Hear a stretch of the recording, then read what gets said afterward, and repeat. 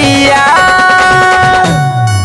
जब रहले सीएम अखिलेश भैया कैले खाली जनता के भलैया।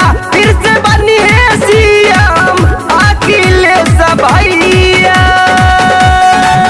जब रहले सीएम, जब रहले सीएम, जब रहले सीएम अखिलेश भैया।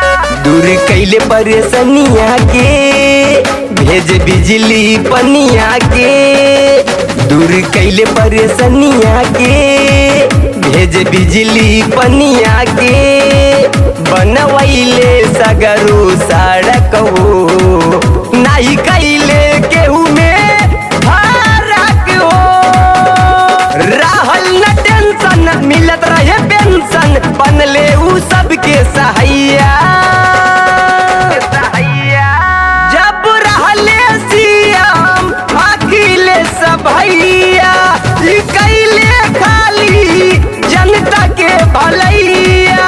फिर से बनी है सीएम अखिलेश भैया।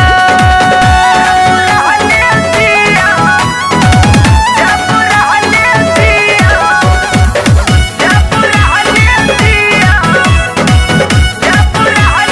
सीएम,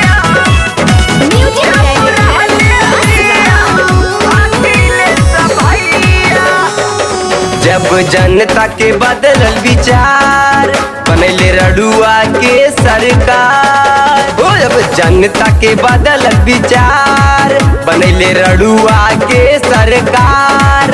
ई दिहल सैतन रोआई हो सबे गरी आवे आज बहिन माई हो।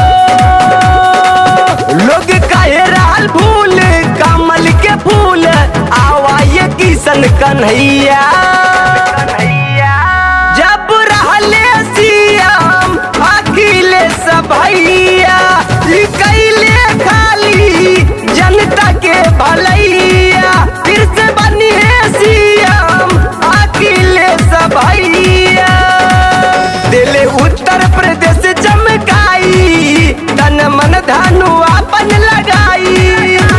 कैले उ खर्चा सब कर चर्चा ये बसुनी सच्चैया।